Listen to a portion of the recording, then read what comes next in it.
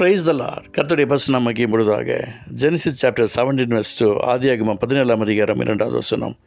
நான் உனக்கும் எனக்கும் நடுவாக என் உடன்படிக்கையை ஏற்படுத்தி உன்னை மிகவும் திரளாய் பெருக பண்ணுவேன் என்றார்.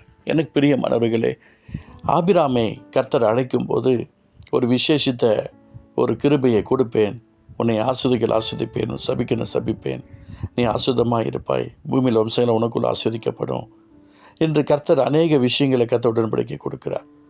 ஒரு மனுஷியை கர்த்தர் அவர் வேறு பிரிக்கும் போது அவர்களோட கர்த்தர் பேசுவார். இன்றைக்கி உலக வாழ்க்கையில் உலக சிந்தனைகளிலிருந்து கர்த்தர் ஒருத்தரை பிரித்தெடுக்கிறார் அப்படின்னு சொன்னால் அவர்களுக்கு கூட இடைப்படுவது அவருடைய சிலாக்கியமாக இருக்கிறது, அவருடைய திட்டமாக இருக்கிறது, தீர்மானமாக இருக்கிறது. அநேக போராட்டங்கள், சோதனைகள் அந்த மனிதர்களுக்கு உண்டாகும்.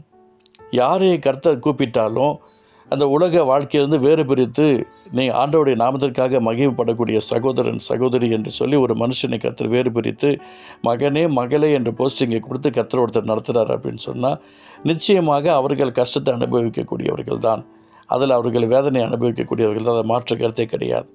ஆனால் அதை அனுபவிக்க வேண்டிய காலங்கள் ஒன்று இருக்கிறது. ஒவ்வொன்றுக்கும் ஒரு காலம். விதைக்க ஒரு காலம் என்றால் அறுக்க ஒரு காலம், நட ஒரு காலம், நட்டத்தை பிடுங்க ஒரு காலம். ஒவ்வொன்றுக்கும் ஒரு விதமான காலங்கள் இருக்கிறது. அந்த காலத்துக்குரிய ஆசீர்வாதங்களை நாம் சூழ்ந்து கொள்ள வேண்டுமானால் அதுக்கு வேண்டிய தகுதிகளையும் அதற்கு வேண்டிய ரொம்ப விசேஷித்த ஞானத்தையும் நாம் அவசியம் அனுபவிக்க வேண்டியதாக இருக்கிறது. இங்கே ஆபிராமை குறித்து பார்க்கிறோம்.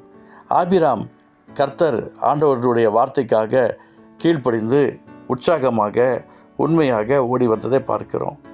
வந்தவர் அப்படியே போல் இன்றைக்கெல்லாம் சர்ச்சைக்கு வந்த உடனே எனக்கு அற்புதம் நடக்கணும், நான் சர்ச்சைக்கு வந்தேன், இந்த ஆண்டவருக்கு என்ன செஞ்சிட்டார், நான் சர்ச்சைக்கு போகிறேன், எனக்கு ஏன் இவ்வளோ கஷ்டம் வரணும், எனக்கு ஏன் இவ்வளோ வலி வரணும், எனக்கு ஏன் இவ்வளோ வேதனை வரணும், எனக்கு ஏன் இவ்வளோ பண கஷ்டம் வரணும் என்று சொல்லுகிறவர்கள் தான் இருக்கிறோம். கொஞ்சம் யோசித்து பாருங்களேன்.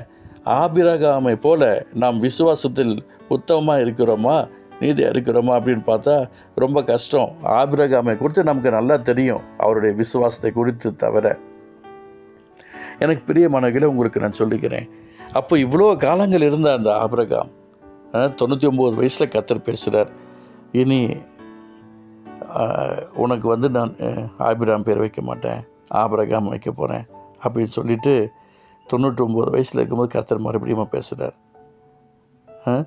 அப்போ தான் பேசிட்டு வார்த்தை சொல்கிறார், உன்னை மிகவும் திரளாய் பெருக பண்ணுவேன்னு சொல்கிறார். உன்னை மிகவும் திரளாய் பெருக பண்ணுவேன். என் அன்பு சகோதரனே சகோதரியே, இந்த வார்த்தை கேட்டுக்கொண்டிருக்கிறவர்களே, ஒருவேளை ஆபிரகாமுக்கு குழந்தை பாக்கியம் மட்டும்தான் பிரச்சனையாக இருந்தது, மற்றெல்லாம் நிறைவாக இருந்தது. இன்றைக்கி குழந்தைகள் உங்களுக்கு இருக்கிறார்கள், மற்றதான் நிறைவாக இல்லை. கர்த்தர் உங்களோடு கூட பேசுகிறது உண்மையானால் அற்புதம் செய்வதும் உண்மைதான். அதுக்கு வேண்டிய அட்டாச்மெண்ட்டு தகுதியை நாம் தான் ரெடி பண்ணிக்கணும். இன்றைக்கி ஒரு ஃபோன் கடையில் போய் ஒரு ஃபோனை கொடுத்து இதுக்கு வேண்டிய இதை கொடுங்க, கவர் கொடுங்க அப்படின்னு கேட்குறோம் அப்படின்னா, இல்லை நான் மேலே ஸ்க்ரீன் கார்டு போடணும் அப்படின்னு சொன்னால் எல்லாத்தையும் போட மாட்டாங்க.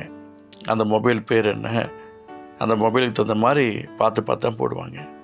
அதே மாதிரி தாங்க கர்த்தர் நம்முடைய வாழ்க்கையில் நம்மை என்னத்துக்கு அழைத்தாரோ அதில் திரளாய் பெருக பண்ணும்படி கர்த்தர் அற்புதம் செய்வார். உன்னை மிகவும் திரளாய் பெருக பண்ணுவேன் என்று கர்த்தர் வாக்குப்படுகிறார். ஏன் கர்த்தர் ஏன் இந்த வார்த்தையை சொல்லணும்? அப்படியாப்பட்ட விசேஷித்த ஆசீர்வாதங்களை கர்த்தர் நமக்கு நிறைவாக வைத்திருக்கிறார். எனக்கு பிரியமானவர்களே, நீங்கள் ஊழியத்தில் இருந்தால் அதற்குண்டான ஆசீர்வாதத்தை கர்த்தர் திரளாக பெருக பண்ணுவார். வேதனை, துன்பம், துயரம், கஷ்டம், பாடுகள், உபத்திரங்கள், கடன்களில் பாதிக்கப்பட்டிருந்தால் அவைகளிலிருந்து மீட்கப்பட்டு கர்த்தருடைய ஐஸ்வர்யத்தினால சமாதான, சந்தோஷம், நிம்மதி, அமைதியால் திரளாக பெருக பண்ணுவார். நானும் காத்துக்கிட்டு தான் இருக்கிறேன், எனக்கு ஒரு அற்புதம் நடக்காதா என்று ஏக்கத்தோடு இருக்கிறவர்களே, உங்கள் பாத்திரத்தை சுத்திகரித்து வைங்க. தேவன் விரும்புகிற பாத்திரமாக உங்களை தயார்படுத்திக்கோங்க. கர்த்தர் உங்களுக்கு நிச்சயமாக சொல்கிறேன், பெரிய காரியங்களை செய்வார். அன்பு தகப்பனே, உன்னை மிகவும் திரளாய் பெருக பண்ணுவேன்னு சொன்னீங்களேப்பா. ஆபிரகாமாக மாற்றி திரளாய் பெருக பண்ணீங்களே, இந்த வார்த்தை கேட்டுக்கொண்டிருக்கிறவங்களுக்கு கூட அப்படியேப்பட்ட ஒரு அற்புதத்தை செய்யுங்கப்பான்ட்டு இயேசுவின் நாமத்தை ஜெபிக்கிறோம். இறக்கம் செய்யும் பரிசுத்த ஆசிரியர் இயேசு நல்ல பிதாவே. ஆமென்.